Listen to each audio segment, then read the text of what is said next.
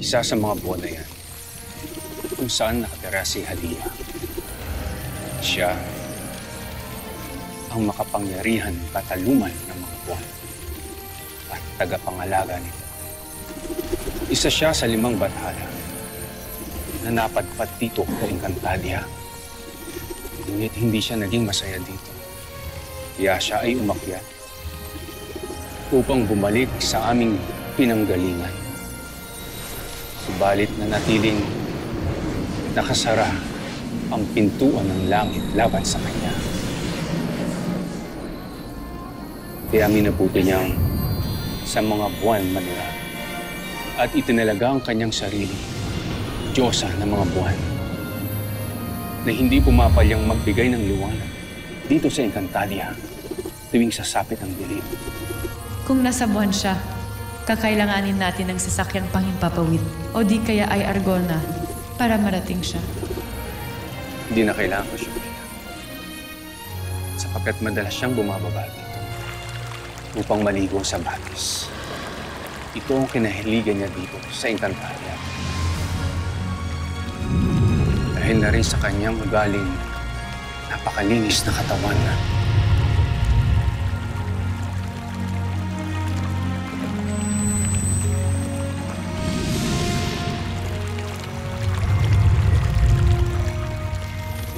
At saang batis siya malimit na nagtutungo? sa batis ng katotohanan. Alam ko ang lugar na yun. Ang tubig nito ay napakalinis, kaya nagagawa nitong magsabi ng totoo sa sinumang dumarayo doon upang magtanong. Kaya rin napakalinis na batis na yon. Sapagkat tinuturing niya tong kanyang tahanan dito sa Encantadia. Kung ganun ay tayo na. Dadalhin agad kita roon para tingnan kung naroon na si Halia.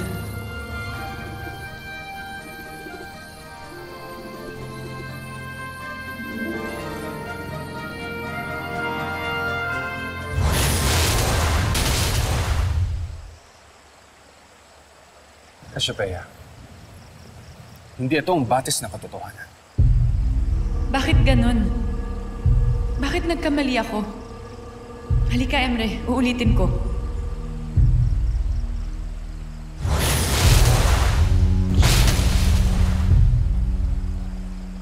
Bakit ganun? Nandito tayo muli. Ngunit inuutusan ko ang aking kapangyarihan na doon tayo dalhin sa batis. Isa pa.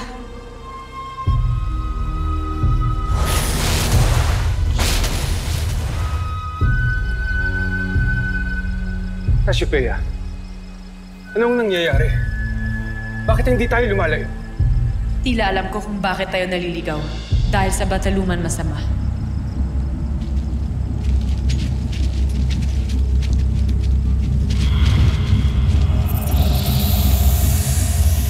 Huwag niyo silang hayaang makalayo. Gawin niyo ang lahat upang mabihag niyo sila.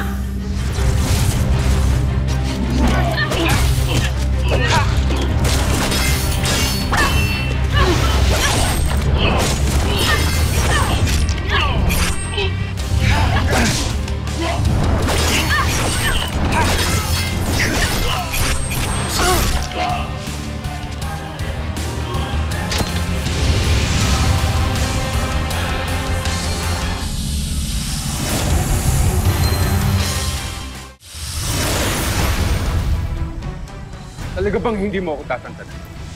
Susubaybayan mo ang bawat kilos ko? Hindi ka magtatagumpay. Hindi mo na mababawi pa sa amin ang Devas.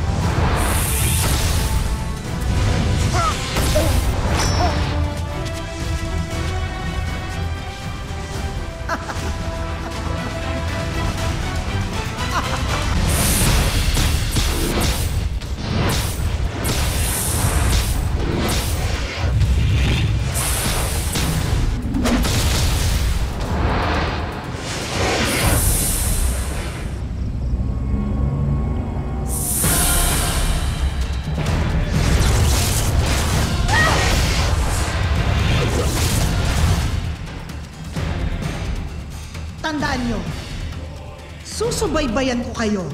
Sa bawat kilos nyo, susundan ko ang bawat hakbang nyo. Mabibigo kayo. Pinaglalaroan lang tayo ni Ether. Kailangan makagawa tayo ng paraan. Kailangan mahalin lang natin siya para hindi niya masubaybayan ang bawat kilos natin.